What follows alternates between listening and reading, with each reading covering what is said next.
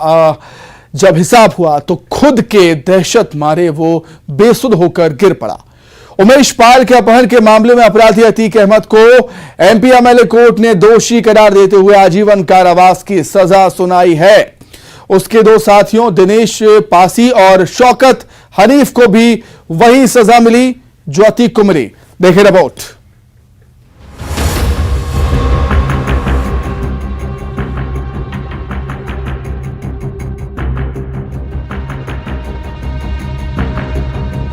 कुख्यात माफिया अतीक अहमद के जुर्म का हिसाब हो गया है।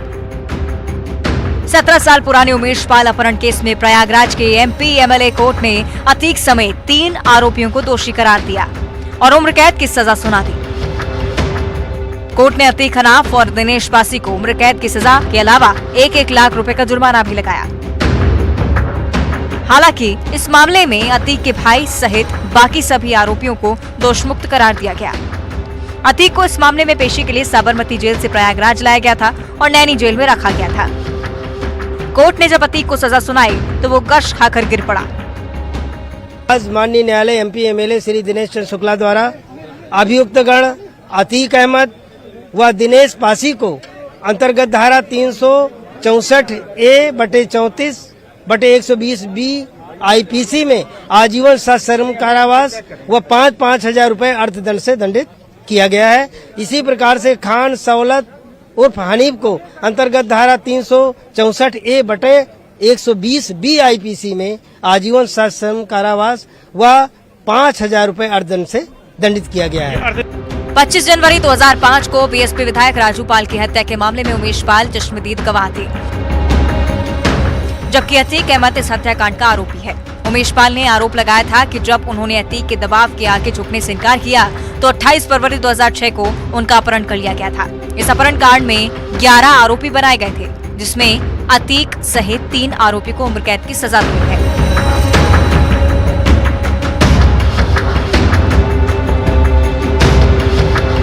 कोर्ट का ये फैसला इसलिए काफी अहम माना जा रहा है क्योंकि उमेश की 24 फरवरी 2023 को प्रयागराज में गोली मारकर हत्या की गई थी। इस मामले में भी अतीक, उसका भाई अशरफ, बेटा असद समेत 9 लोग आरोपी हैं। अतीक अहमद को मिली आजीवन कारावास की सजा पर उमेश पाल की मां शांति देवी का कहना है कि मेरे बेटे का अपहरण करने के लिए आजीवन कारावास की सजा सुनाई गई, लेकिन उसे मेरे बेटे की हत्या के लिए मौत की सजा दी जानी चाहिए थी। उसका अपहरण केस का है, उसके बाद मेरे बेटे का अपहरण न सुनने दिया न देखने दिया, उसका मर्डर हो गया। तो अब मेरा यही निवेदन है कि अपहरण केस में इसको आजीवन कारावास हुआ है, लेकिन बाद में मेरे बेटे का मर्डर हुआ। मेरा बेटा कलम की लड़ाई लड़ता था, बम गोली की नहीं लड़ता था, इसलिए कलम की लड़ाई को उल्लंघन करके काले कोट खाकी वर्दी की बेइज्जती कर दी। इसलिए मेरा यही निवेदन है, जो भी अदालत फैसला दे, मुझे मुख्यमंत्री जी के ऊपर विश्वास है कि मेरे बेटे का मर्डर का इनको फांसी की सजा सुनाए। 4 साल तक जुर्म की दुनिया में आतंक का पर्याय बने रहे अतीक अहमद को पहली बार सजा सुनाई गई है। हालांकि अतीक फिलहाल नैनी जेल में नहीं रखा जाएगा, उसे वापस साबरमती जेल रखा जाएगा। Bureau report, news 18 Prayagraj.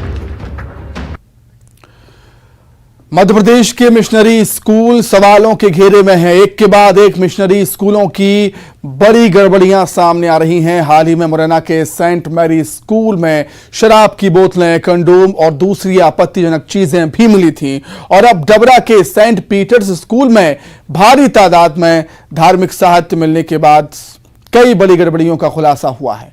इन दोनों मिशनरी स्कूलों को सील कर दिया गया है। रिपोर्ट देखें। मध्य प्रदेश में मिशनरी स्कूलों के मिशन पर अब प्रश्न हैं। खुलासे ऐसे हैं कि सुनकर सन्न रह जाएंगे। मिशनरी स्कूल में कहीं कंडोम के पैकेट, कहीं विदेशी शराब तो कहीं धर्म प्रचार का सामान।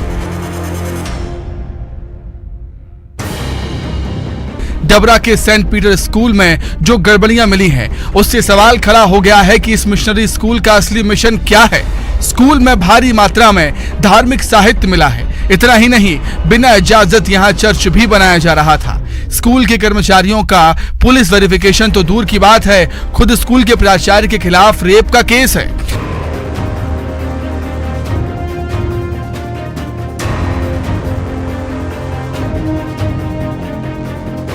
बाल संरक्षण आयोग की रेड में ये बड़े खुलासे हुए। 1997 से ये स्कूल बिना मान्यता के संचालित किया जा रहा था। फिलहाल स्कूल सील कर दिया गया है और जांच लगातार जारी है। आयोग की ओर से एक सामान्य निरीक्षण ही था और जब सारे कागज मांगे गए तो अभी तो भूमि को लेके भी संशय है, कितनी भूमि शैक्षणिक है, कितनी आवासीय है और कितनी कृषि की है, वो जांच का विषय है। परंतु 1997 से लेके आज 2023 तक स्कूल की किसी भी प्रकार की मान्यता इस स्कूल के पास नहीं है संचालन करने की। तो ये अपने आप में एक विषय है कि इतने सालों से, और चूंकि 2007 से इन्होंने अपने यहाँ पे ICSE का मान्यता लिया हुआ है तो उसमें केवल ये अपने यहाँ एग्जाम कराने की परमिशन ले सकते हैं। उसके पहले 2007 तक इनके यहाँ MP बोर्ड के भी एग्जाम हुए, तो बिना मान्यता के पता नहीं कैसे बच्चे MP बोर्ड के एग्जाम में अपीयर हुए हैं।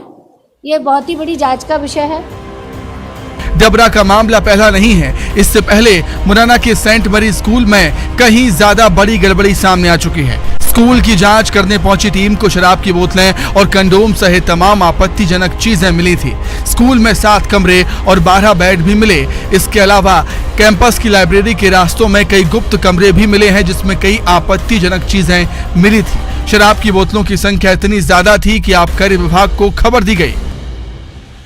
आश्चर्यजनक करने वाला है, कितना ज्यादा लिकर कोई रख सकता है, कि पर्सनली भी कोई रख सकता है क्या? ठीक है, आप फादर है, आपकी पर्सनल लाइफ है, बट इस स्कूल कैंपस में तो लिकर बिल्कुल भी अलाउ नहीं होना चाहिए। ये RT के तहत भी धाराओं का उल्लंघन है और जो आपके आबकारी विभाग के दफ्तर की भी कार्रवाई की जा रही है उसके अकॉर्डिंग भी ये इलीगल है कि इतना सारा लिकर कोई व्यक्ति अपने पास नहीं रख सकता। और भी कोई असली साहित्य या आपत्तिजनक सामग्री यहाँ अभी साहित्य तो नहीं मिला पर कंडोम जरूर मिला है यहाँ। ऐसी किताबें भी मिली हैं जिनका मकसद धर्मांतरण को बढ़ावा देना हो सकता है। जाहिर है इन मिशनरी स्कूलों की आड़ में कुछ एक नहीं बल्कि कई गलत चीजें होने की आशंका है। मुरैना और डबरा में 2 नामी मिशनरी स्कूलों का सच सामने आने के बाद अब रडार पर तमाम ऐसे स्कूल हैं। सुशील कौशिक के साथ अमित शर्मा, न्यूज़ 18 मुरैना। MP विधानसभा चुनाव नवंबर-दिसंबर में हैं, लेकिन सियासी पार्टियां अभी से ही रणनीति बनाने में जुट गई हैं। इसी कड़ी में प्रदेश की हर सियासी पार्टियों का पूरा फोकस सोशल मीडिया का राजनीतिक इस्तेमाल पर है। रिपोर्ट देखें।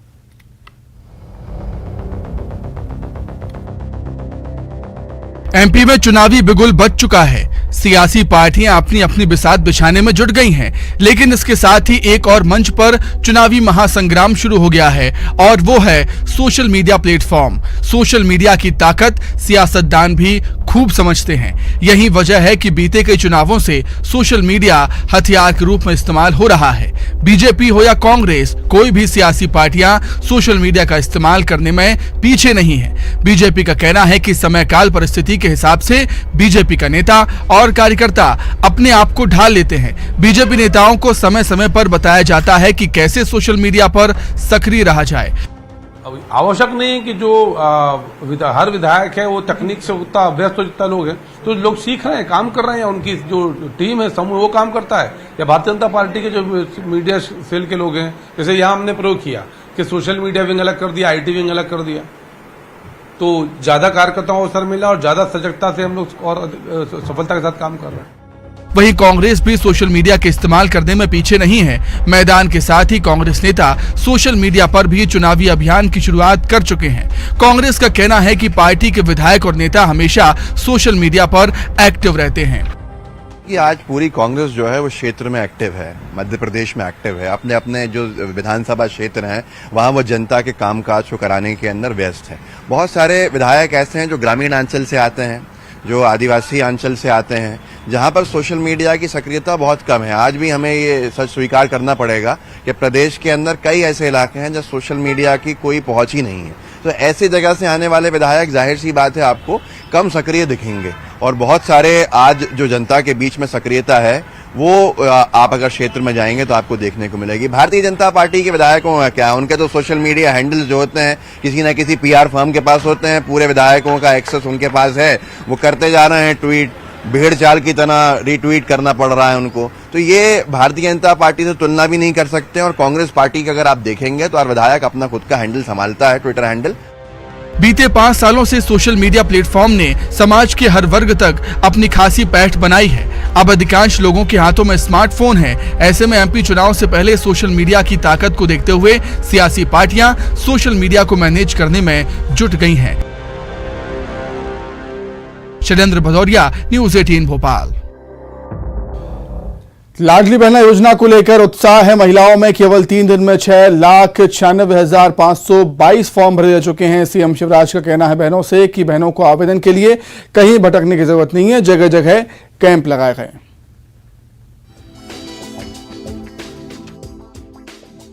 शिवराज सरकार की लाडली बहना योजना ग्रैंड सक्सेस की ओर है। योजना की शुरुआत के 3 दिन में ही 6,96,000 से ज्यादा आवेदन भरे जा चुके हैं। सरकार इसे महिलाओं की जिंदगी बदलने वाले मिशन के तौर पर देख रही है और योजना में महिलाओं का बढ़ चढ़कर भागीदारी लेना शिवराज सरकार के हौसले को और बढ़ावा दे रहा है। दरअसल लाडली लक्ष्मी योजना की कामयाबी के बाद लाडली बहना योजना सीएम शिवराज सिंह चौहान का ड्रीम प्रोजेक्ट है। इसलिए सरकार चाहती है कि हर पात्र महिला योजना का हिस्सा बने। आवेदन के लिए महिलाओं को भटकना ना पड़े, लिहाजा जगह जगह कैंप लगाए गए हैं। खुद सीएम शिवराज सिंह चौहान योजना की मॉनिटरिंग कर रहे हैं। मेरी लाडली बहनों में इस योजना के लिए असीम उत्साह है, गजब का उत्साह है। लेकिन मात्र 3 दिन में अभी तक 6,96,522 आवेदन भरे जा चुके हैं। लाडली बहना योजना के तहत किन महिलाओं को फायदा मिलेगा, इसके लिए प्रावधान तय है। आवेदक को मध्य प्रदेश का स्थायी निवासी होना चाहिए, महिला विवाहित होनी चाहिए और उसकी आयु 23 से 60 के बीच होनी चाहिए। इसके अलावा परिवार की सालाना आय 2.5 लाख से ज्यादा नहीं होनी चाहिए। एक नियम ये भी है कि आवेदक के पास 5 एकड़ से ज्यादा जमीन ना हो। दरअसल इन नियमों की वजह यह है कि सिर्फ जरूरतमंदों को योजना का फायदा मिले। योजना के तहत पात्र महिलाओं के बैंक अकाउंट में हर महीने 1,000 रुपए डाले जाएंगे। योजना को लागू करने में लेट लतीफी ना हो, इसके लिए बाकायदा टाइमलाइन तय है। 30 अप्रैल तक आवेदन की अंतिम तारीख है और 31 मई को फाइनल लिस्ट भी जारी हो जाएगी और 10 जून को खाते में पैसा ट्रांसफर किया जाएगा। हर महीने 10 तारीख को सरकार पात्र महिलाओं के खाते में 1,000 रुपए डिपॉजिट कर देगी। भोपाल से शैलेंद्र सिंह भदौरिया के साथ bureau report, news 18। Bageshwar Dham के पंडित धीरेन्द्र शास्त्री ने एक बार फिर से हिंदू राष्ट्र की हुंकार भरी है। बाबा ने इस बार हिंदू राष्ट्र की मांग नहीं की, उन्होंने खुद देश को हिंदू राष्ट्र बनाने का ऐलान किया। बाबा ने इसके लिए 4 से 5 साल का समय मांगा है। अब मस्तक पर तिलक होगा, भारत हिंदू राष्ट्र होगा। न्यासी बाबा की दिव्य दरबार की सिर्फ हमको 4-5 साल का टाइम दो, अगर हम जिंदा रहे दूसरे धर्म वाले भी हरी हरी बोलेंगे। कह दिया हमने, साफ हरी हरी बोलेंगे। हम बुलवा करके रहेंगे, हमाओ चमीटा वालों देवता जिंदाबाद। बाबा जब भी बोलते हैं दिल खोल कर बोलते हैं, और बात जब हिंदू राष्ट्र की हो तो फिर बाबा बोलते नहीं, ताल ठोकते हैं। बाबा की दिव्य दरबार की बाबा यानी बागेश्वर धाम के पंडित धीरेन्द्र शास्त्री ने एक बार फिर हिंदू राष्ट्र को लेकर ताल ठोकी है। पंडित धीरेन्द्र शास्त्री अब तक देश को हिंदू राष्ट्र बनाने की मांग करते थे, लेकिन इस बार तो उन्होंने खुद ये काम करने का ऐलान कर दिया है और इसके लिए बाबा ने सिर्फ 4 से 5 साल का समय मांगा है। बाबा ने हुंकार भरी है, देश को हिंदू राष्ट्र बनाएंगे, सबसे हरी हरी बुलवाएंगे। और हम भारत में चाहते यही है कि ये पूजा के नाम पर, दरबारों के नाम पर, धामों के नाम पर, भगवान के नाम पर ये जो धंधा चलता है, अब हम नहीं चलने देंगे, हमारा ये भरोसा है। और तुम चिंता मत करो, तुम सिर्फ हमको 4-5 साल का टाइम दो, अगर हम जिंदा रहे तो दूसरे धर्म वाले भी हरी हरी बोलेंगे। कह दिया हमने, साफ हरी हरी बोलेंगे। हम बुलवा करके रहेंगे, हमाओ चमीटा वालों देवता जिंदाबाद। हनुमान जी आए ही इसीलिए हैं बागेश्वर बालाजी कि अब मस्तक पर तिलक होगा, भारत हिंदू राष्ट्र होगा। हाँ, हम करवा कर मानेंगे, इसलिए हमने कहा तुम मेरा साथ दो, हम सब मिलकर हिंदू राष्ट्र देंगे। बाबा के बयानों, इनके चमत्कारों पर अक्सर सवाल उठते हैं, बवाल होते हैं, लेकिन इनके लाखों भक्तों को इससे कोई फर्क नहीं पड़ता। पंडित धीरेन्द्र शास्त्री की प्रसिद्धि लगातार बढ़ती जा रही है और अब तो दूसरे धर्मों के लोग भी इनकी कथा सुनना चाहते हैं, ऐसा खुद बाबा बता रहे हैं।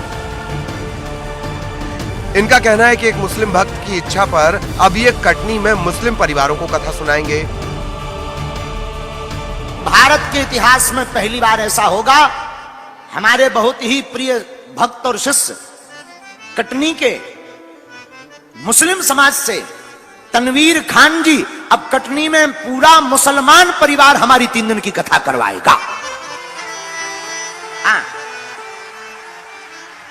जैसे सब तानू कहते हैं, यहां आया भी है ये बेटा सामने, और ये वहां के ये तनवीर खान, ये जो है तनु वहां के मुस्लिम समाज के अध्यक्ष भी हैं, और इन्होंने आज कहा गुरुजी हमारी भी इच्छा है कथा हो जाए। हमने कहा भाई क्या दिक्कत है, उसमें कथा सुनने में क्या बुराई है, तुम तो पूरी समाज को बुलाओ और तैयार करो, सब टोपी वालों को आने दो और सबको एक होने दो, क्या दिक्कत है राम कथा में। पंडित धीरेन्द्र शास्त्री के भक्त दुनिया भर में हैं। इनके दरबार में अमेरिका से एक ऐसे ही भक्त आए। बाबा ने अपने खास अंदाज में भक्त से बातचीत की और खुद भी अमेरिका जाने और अंग्रेजों की ठठरी बांधने की बात कही। कहां से आए? मैं अमेरिका से आया हूँ। अमेरिका से? आपको मिलने के लिए। अरे इतना क्या कर रहे?